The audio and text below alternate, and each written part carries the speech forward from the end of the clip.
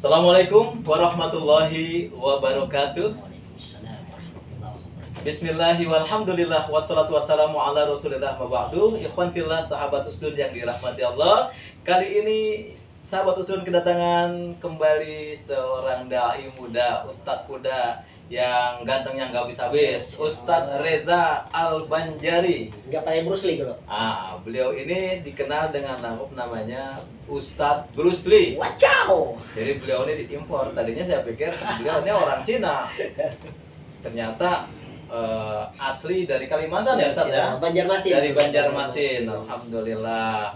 Merantau ke Jakarta, ikut acara aksi Indosiar dan tersesat di jalan yang benar. Menjadi Ustadz, menjadi dai. Nah, Ustadz apa kabar Ustadz? Alhamdulillah baik bro. Masih dalam suasana lebaran ya, minal aidin wal faizin ya. Batin bro. Alhamdulillah, Ustadz ini luar biasa. Saya lihat beberapa hari belakangan di Ramadan jadwalnya padat Masya ya. Allah dipadat-padatin doang sih sebenarnya bro. Banyak panggilannya ya. Masya Allah. Amin amin. Berkat doa guru juga sih sebenarnya itu. Luar biasa nih Ustadz Bruce. Nah, kita ngobrol-ngobrol, bincang-bincang terkait dengan dunia dakwah nih Ustadz. Benar-benar. Karena gini, banyak sekali ustadz-ustadz muda bermunculan. Nah, ini antum kan masih di bawah 40 ya. Benar. Kalau saya udah masih jalannya masih panjang nih, insya Allah nih bakal nanjak lagi nih. Terus luar biasa.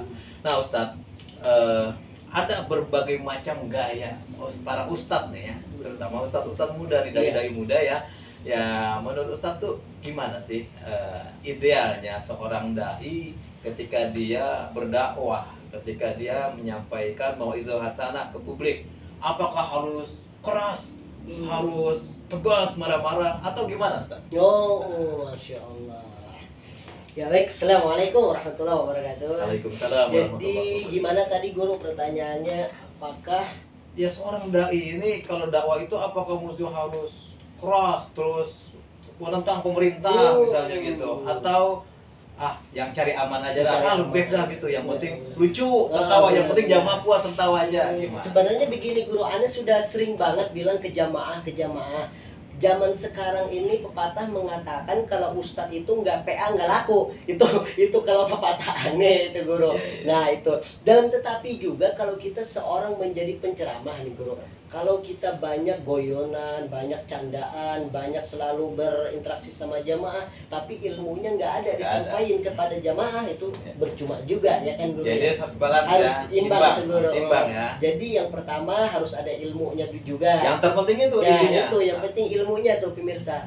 Jadi kebanyakan orang yang berceramah zaman sekarang lihat lucu-lucuannya aja guru. Jadi kalau lucu diundang gitu sama jamaah. Padahal isinya nggak ada guru. Tuh kebanyakan orang seperti itu guru. Tapi udah Anda tegaskan begini guru. Biasanya kalau Anda berceramah pasti pertama itu ilmu dulu dah tuh guru. Ilmu yang kita sampaikan, ayatnya yang kita sampaikan, hadisnya yang kita sampaikan. Begitu sudah di pertengahan, ambil 25%-nya lucu-lucuan dan banyak biar gak jenuh. Biar fokus. Nah gitu guru. Jadi kan yang namanya kita dakwah itu dengan seni, diiringi dengan seni guru. Betul.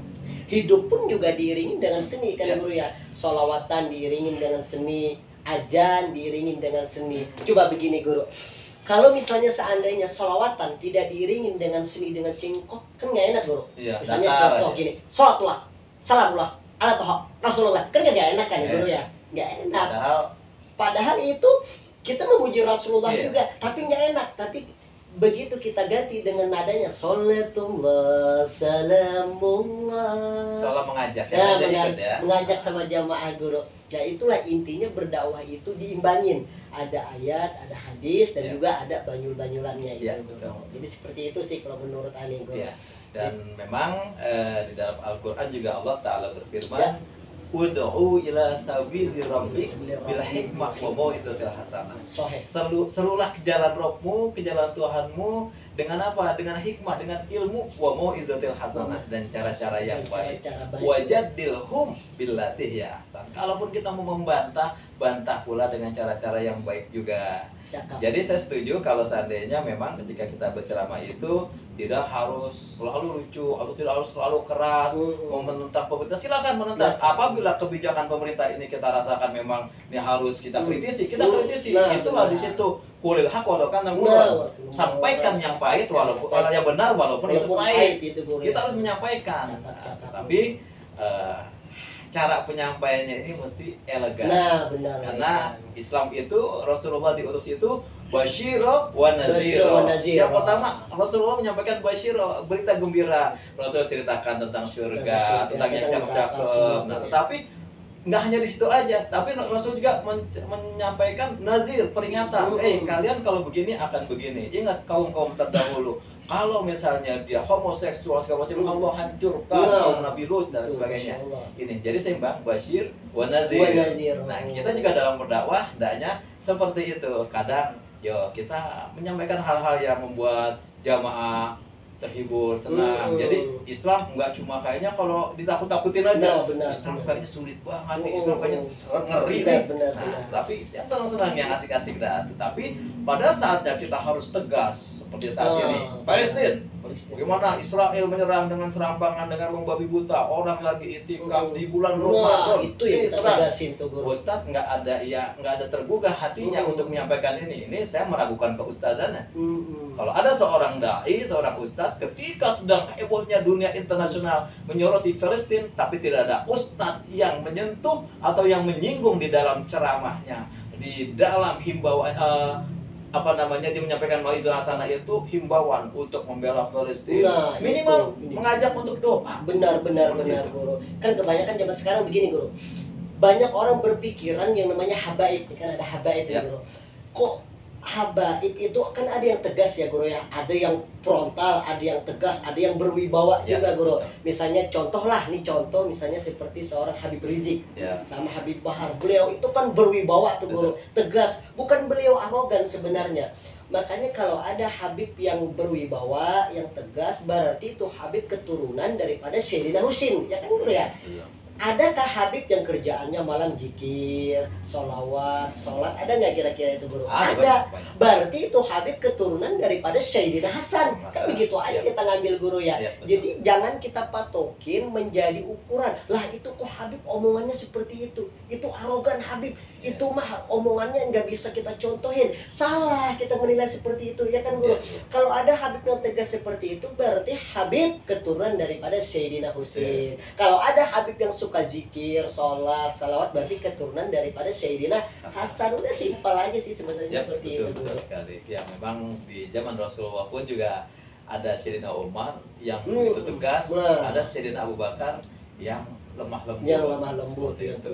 Jadi dakwah ini pun ketika dibutuhkan kita ketegasan seperti Sayyidina Umar, wajib hukumnya kita untuk man ra'a minkum munkaran falyughayyir biyadi, cegah dengan tangan. Nah, tapi kalau seandainya pun kita berdakwah agar dakwah kita juga bisa diterima di seluruh kalangan, biasa sekali kita merangkul dengan tadi salawatan, dengan candaan-candaan ringan, ya. Oh, ini biar nggak jenuh juga tuh jamaah, biar nggak jenuh. Apalagi kan ya sekarang nih Ustaz Brusli nih, Ustaz Reza Al-Banjari luar biasa. Kalau tampil, nah ini segmennya anak-anak muda. Kalau saya udah mungkin nggak masuk kali kalau ceramahnya segmennya anak-anak muda. Kalau segmennya aki-aki, nyanyi, nenek-nenek, nah itu situ mungkin saya. Ini, Guru, Masya Allah. Tapi muda belum tentu bisa tua. Dia udah tua nih. Masya Allah, Guru. Ya, sekali lagi terima kasih Ustadz Brusli, bincang-bincang ringannya sudah mampir di channel Sahabat Usdun, dan beliau juga punya channel, cuma memang lagi sibuk dakwah. Jadi channelnya belum keurus nih. Subscribe lah channelnya, apa nama channelnya? Reza Al-Banjari, Ustadz Brusli. Reza Al-Banjari. Cari nanti subscribe, terus pencet loncengnya biarnya. Insya Allah berkah, insya Allah ini manfaat buat menambah khasanah keilmuan kita. Jazakallah khair, terima kasih Ustadz Brusli ya. Dalam berkah dunia akhirat. Ya pemirsa, sahabat Usdun yang dirahmati Allah, demikianlah perbincangan singkat kita dengan Ustadz Reza Al-Banjari, Ustadz Brusli. Semoga bermanfaat. Wallahul muwaffiq ila aqwamit thoriq. Assalamualaikum warahmatullahi wabarakatuh.